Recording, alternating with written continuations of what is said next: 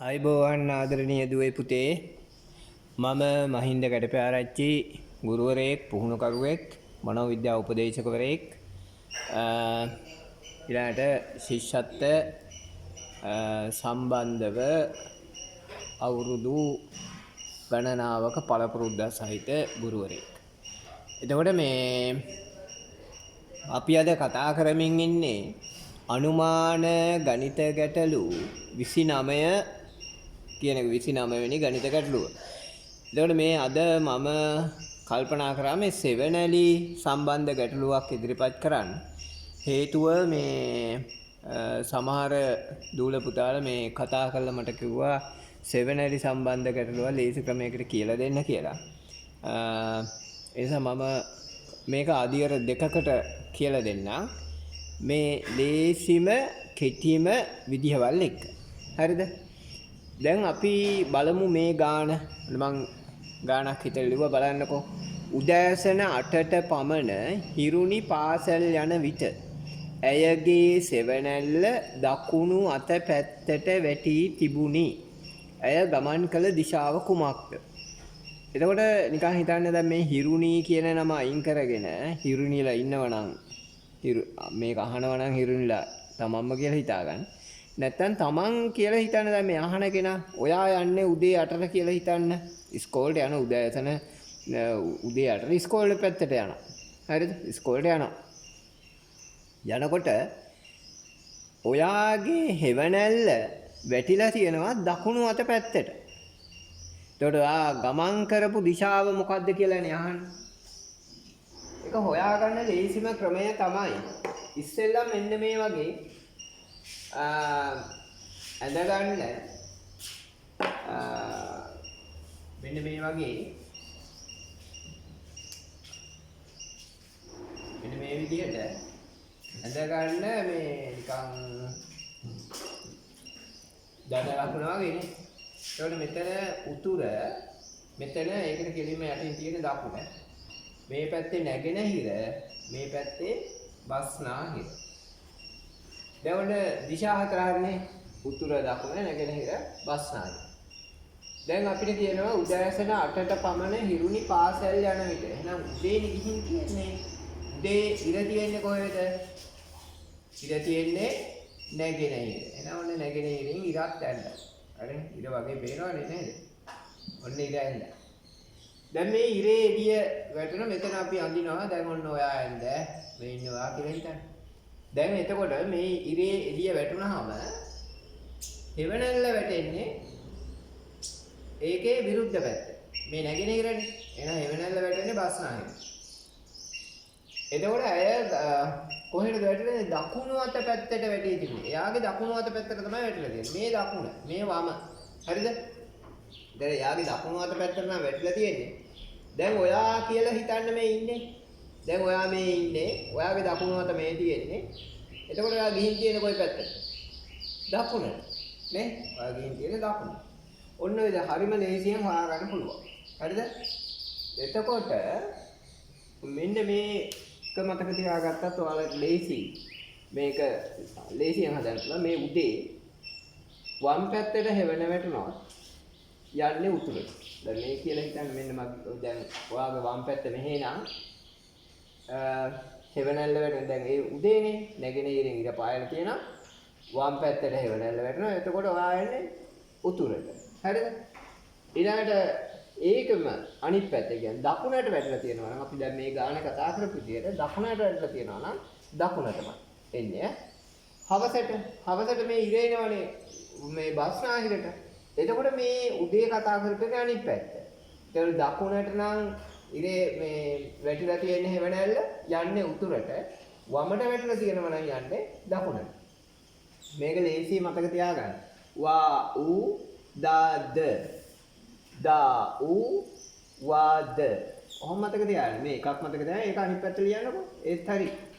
ඔන්න ඔය විදිහට තමයි ඔය ගාන හදන්නේ. දැන් මතකද? කරපු විදිහ මතකද කට්ටියට? ආපහු ඕන්න බලන්න. දැන් මේකේ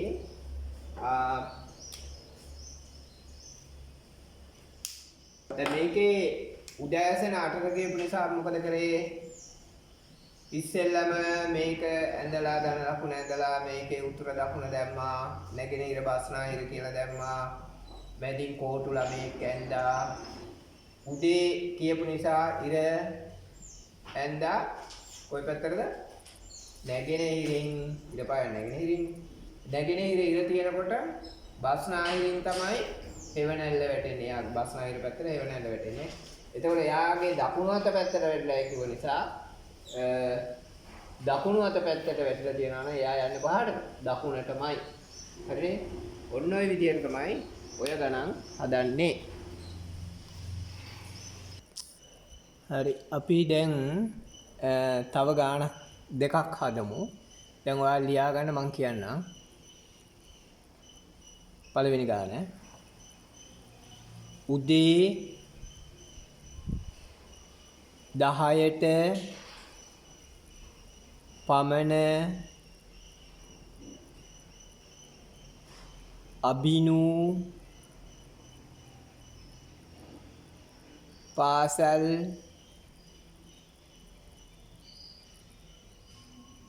යන විට ඔහුගේ සෙවණැල්ල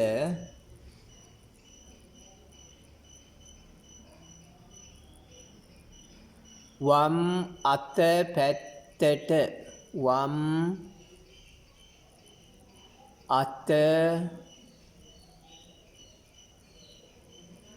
පැත්තට වැටී තිබුණි. ඔහු ගමන් කළ දිශාව කුමක්ද? ඔහු ගමන් කළ දිශාව කුමක්ද?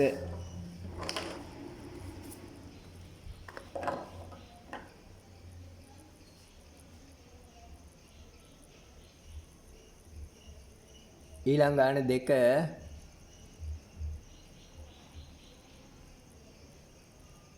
අරක හදන්න ඉඩ තියාගන්න. රූප 5ක් විතර තියලා ලියාගන්න. සවස 4ට පමණ චනුර නිවසට එද්දී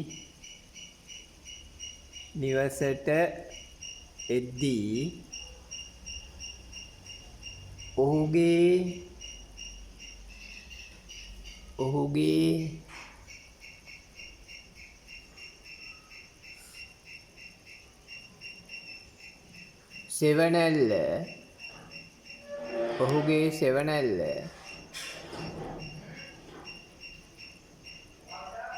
වම් අත පැත්තට ඔහුගේ සෙවණැල්ල වම් අත පැත්තට වැටී තිබුණි. වම් අත පැත්තට වැටී තිබුණි. ඔහු පිටුපා සිටි දිශාව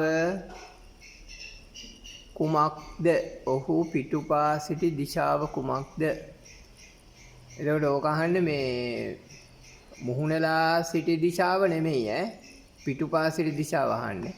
ඔන්න ප්‍රශ්න කියවලා ටිකක් තේරුම් අරගෙන කරන්න ඕනේ. දැන් අර සමහර ඉන්නවා මේ මුහුණලා සිටි දිශාව කියලා ඉගෙනුවාම ඔක්කොම මුහුණලා සිටි දිශාවට තමයි ගාන හදන්නේ. එතකොට අර මේකේ වෙනස් කරලා තිබුණොත් එහෙම ඒකත් අර විදිහටම හදනවා. හදන ක්‍රම ඒකයි. අහන මේ ප්‍රශ්නේ අහලා තියෙන්නේ කොහොමද කියලා පොඩ්ඩක් තේරුම් අරගෙන ඒකට ගැලපෙන විදිහට උත්තරේ ලියන්න.